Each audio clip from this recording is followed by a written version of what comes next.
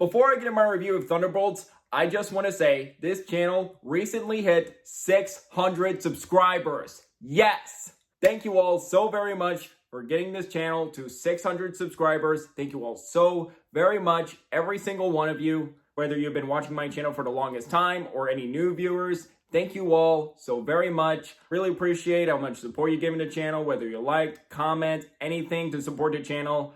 I truly appreciate it. Thank you all so much for 600 subscribers. And now, on with the review.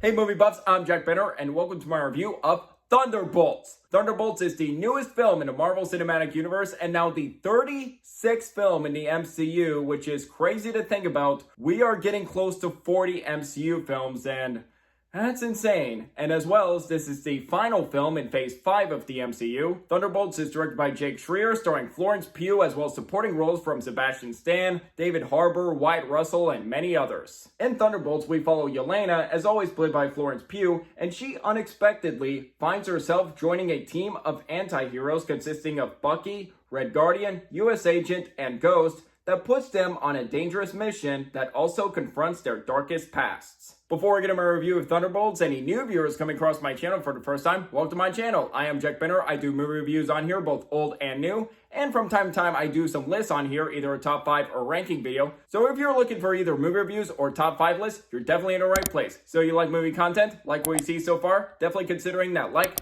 and subscribe button for more exciting movie content down the road. When Thunderbolts was announced at D23 a few years ago, I was curious about this team up of anti-heroes from different MCU films and TV shows, from Black Widow, Falcon and Winter Soldier, and one villain in Ant-Man and the Wasp I found disposable. And phases 4 and 5 of the MCU have definitely been hit and miss. I'm not one of those who hates the current phases of MCU, but do feel a bit underwhelmed that it's just not the same as it used to be. While there are some films I absolutely love, from Shang-Chi, Spider-Man No Way Home, Guardians of the Galaxy 3, Deadpool and Wolverine, and even some shows I love or really like, such as Loki, easily being the best one, and Moon Knight is my second favorite MCU show and the one I find the most underrated. However, there have been some MCU films that did let me down, such as Eternals was a massive disappointment and was boring. Ant-Man and the Wasp: Quantumania, oof. And The Marvels, I really did not like that movie. So in terms of 2025 MCU films that were coming out this year, this was like in between of what I was most excited for, with Fantastic Four being the one I'm most excited for, and it was like neck and neck with Captain America: Brave New World. I was like, curious to see how this goes. And when the trailers come out, it did look promising enough. I was curious to see where this would go. Could it be just a standard but enjoyable MCU film? Or would it be a fun MCU film that would give us like an old school MCU vibe? And Thunderbolts I thought was like akin to Guardians of the Galaxy, even though not really much of a sci-fi, but also involving a ragtag group of anti-heroes with their obvious flaws coming together. So I was curious to see what would make Thunderbolts stand out apart from previous MCU efforts. And the positive reviews indicating that increased my excitement even more. And I saw Thunderbolts opening day. Now my review is here. I got the script ready. What did I think of Thunderbolts? Is it a good MCU film? Mediocre? Bad? Fortunately, I had a good time with Thunderbolts and another enjoyable MCU film, as well as a refreshing change of pace and a really good ending to Phase 5.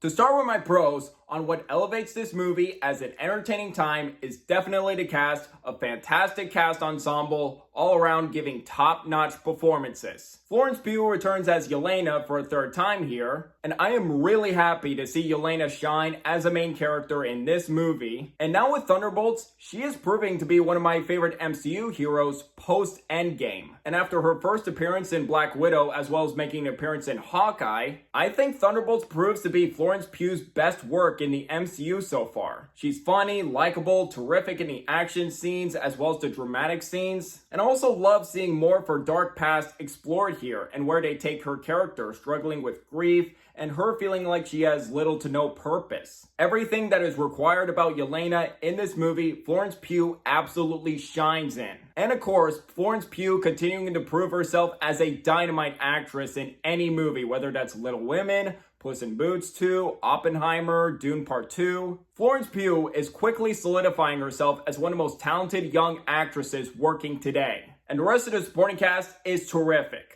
Sebastian Stan is amazing as always as Bucky. David Harbour, I think, is even better as Red Guardian than he was in Black Widow. He is just so funny in this movie, has some of the funniest lines in this movie, but also love seeing more of that family bond between Yelena and Red Guardian. And another one of my favorite supporting performances, Wyatt Russell returning as John Walker, who became U.S. agent in the ending of Falcon and the Winter Soldier. Now, I thought John Walker was one of my favorite characters in the Falcon and the Winter Soldier. I thought he was one of the most interesting characters. It was like, does this guy really deserve to be the next Captain America? He's kind of a dick. And I was interested to see where they would take his character in Thunderbolts. And I really loved what they did with John Walker in this movie. I really loved this movie explored a bit more of his life after his downfall in Falcon and the Winter Soldier. And I love seeing more of that explored with him being a neglecting parent and feeling a lot of guilt and how much it took a toll on him. And it also gets a great redemption arc, which was very satisfying to see. So it was very rewarding to see this guy who was an a-hole, but actually made me care about him in this movie. And Wyatt Russell continues to do an amazing job as John Walker.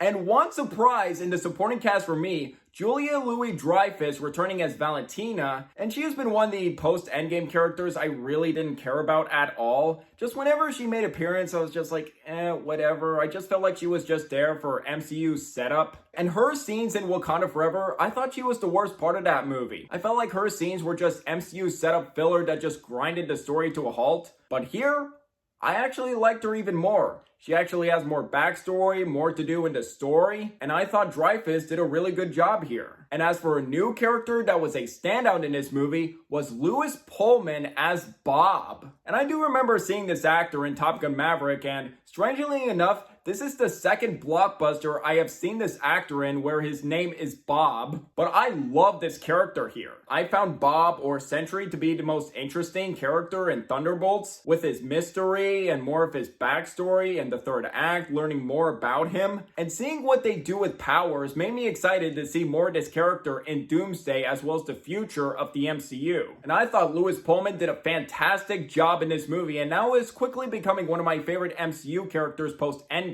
And as for the direction and action scenes in this film, I was interested to see how director Jake Schreier would handle this type of blockbuster movie. After coming off a background of smaller movies and TV shows, he did the 2015 drama film Paper Towns, and he also did the Netflix series Beef, which I heard great things about. So I'm always interested to see how the MCU takes these smaller known directors and give them a big blockbuster movie like this, and I thought he did a very impressive job handling his first blockbuster movie. It was made evident from the opening scene that he is very confident handling this type of movie. And from one combat scene with Yelena that is this overhead tracking shot, and just seeing that action scene and how it was shot, I was like, okay, I am really liking what he's bringing to the table so far. The action scenes are very well shot, constructed, and choreographed, and also has terrific stunt work in the MCU, and also reminding me of terrific stunt work in the MCU, whether that's Captain America the Winter Soldier, or Civil War, or Shang-Chi. This movie has plenty of terrific fight choreography and hand-to-hand combat scenes, and one very exciting chase scene with Bucky in it, where these characters are in a limo, and one action scene when we get closer to the third act of this movie, where it's also awesome to see different members of Thunderbolts utilizing their fighting skills and capabilities. And there was one aspect about the action scenes and Thunderbolts that made it feel reinvigorated, was how this film prioritized practical action and effects. This movie did feel like they did listen to the criticisms of previous MCU movies with wonky looking CGI. Whether there were some MCU movies that felt too CG heavy, that had some CGI that stuck out like a sore thumb. Whether that was Thor Love and Thunder or Ant-Man and the Wasp Quantumania, especially with MODOK, my god. And the Marvels had some rough looking CGI too that felt like an over budgeted mess. But here in Thunderbolts, there is some CGI here and there, but there wasn't really much that distracted me or took me out of the movie too much as far as I can remember. And it was also disappointing in other MCU movies after Endgame like Black Widow and Captain America Brave New World recently that had the opportunity to use more practical action but had some rough looking CGI in the climaxes of those movies. But here in Thunderbolts, the practical effects are very well utilized, making them more intense, adding more to the grounded tone of the film. And even in the opening scene where Yelena is jumping off a building, and by the way,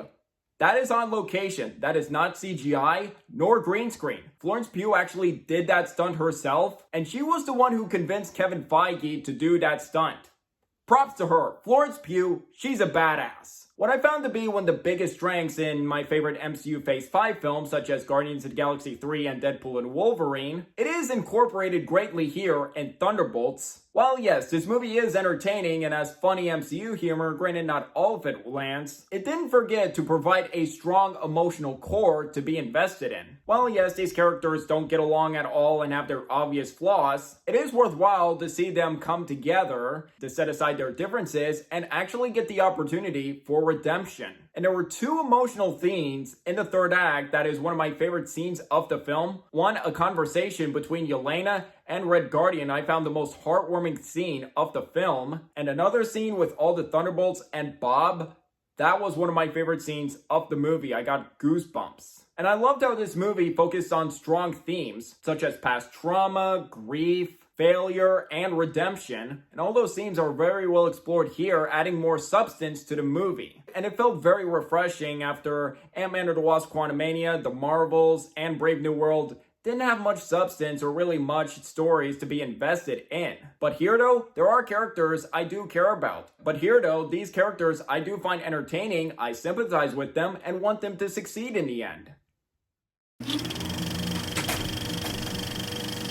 Sadly, I do have some flaws with this movie. I will get to those right now. One, there are some supporting characters that I felt like didn't really get a whole lot to do. One Thunderbolt member I thought was very underused was Ghost. Ghost I didn't find to be a bad villain in Ant-Man and the Wasp, just not really the most memorable, especially in a year where we had Black Panther and Infinity War, with two of the best villains in the MCU being Killmonger and Thanos, and in that same year, Ghost definitely felt like the weakest of those three. Oh yeah, and also counting whatever Walton Goggins' villain name was in Ant-Man and the Wasp. What a waste of an actor in that movie, I almost forgot him. While the actress Hannah John Kamen did a fine job in the movie, I just felt like she didn't really get a whole lot to do as a character, script or character-wise. Didn't really have much depth or much to be fleshed out with her character as much as the others. But I do hope she gets more of that opportunity in future MCU movies as well as Doomsday. And then we get to Taskmaster, which I found to be an underwhelming villain in Black Widow. Was cool at first, but with the revelations and the climax, I was just like, it's just not working for me. And then we get to Thunderbolts, and she was barely in the marketing. In the movie, you'll see why. She was completely pointless in this movie, and just like looking back to her, I was just like, why was she even in this movie? As much as I love the third act of Thunderbolts, the ending, however, it did start to feel a bit rushed and anticlimactic, and just something that happened, I was like, oh, they're doing this now? It did feel a bit rushed that they're doing it, but it also left me feeling a bit uncertain. I was like, I don't know if this feels entirely justified, so we'll see. And 3, it does have some minor pacing issues. There are a few moments where it's well paced and entertaining, but in the second act, some of the pacing can feel a bit inconsistent.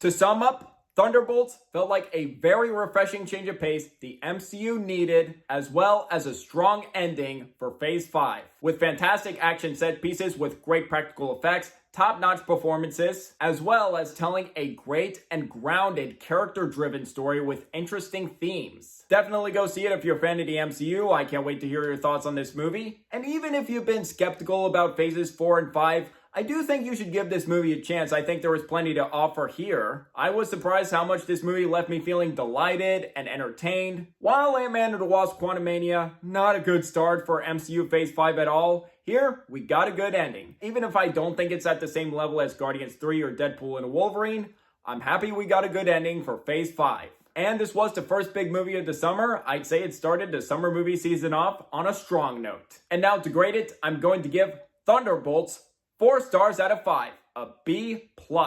Definitely an improvement over Captain America Brave New World, that's for sure. And of course, it's an MCU movie, you know what to do. There are 2 credit scenes. One, the mid-credit scene was a funny scene, you can stay for that one. And as for the end credit scene, definitely stay for that one. It'll get you excited. And now we had our second MCU movie this year, and this July, The Fantastic Four First Steps is coming out to theaters. I can't wait for it. That has been my most anticipated MCU film of 2025, as well as one of my most anticipated movies of the summer. I'm really loving what I'm seeing so far from the trailers, from the cast, setting, the effects look great, what they seem to be going for. This has a lot of potential to be the best Fantastic Four movie. Are there a few things I'm worried about? Yes, but I am optimistic that it will finally be the first good Fantastic Four movie. So I can't wait for Fantastic Four this July. And now for 2 MCU rankings with Thunderbolts added. And now that Phase 5 of the MCU is complete, here's my ranking of Phase 5 MCU.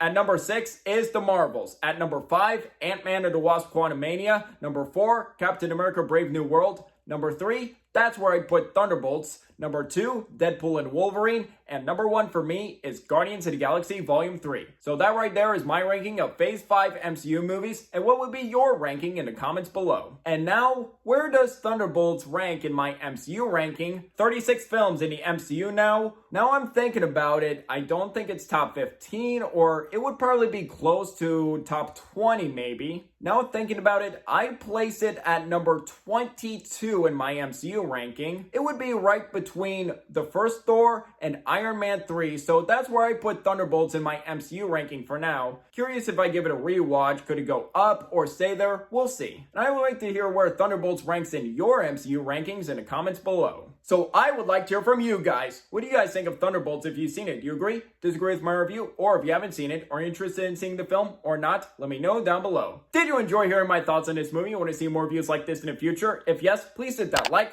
and subscribe button if you're new here, and don't forget that notification bell for my next upload in the future. It really means a lot. My social media links are in the description down below. You can find me on Instagram and TikTok. And if you'd like to see my written reviews, I do have a Letterboxd account, so if you'd like to follow me on there as well. And until the next video, I'm Jack Benner, and look forward to another movie review.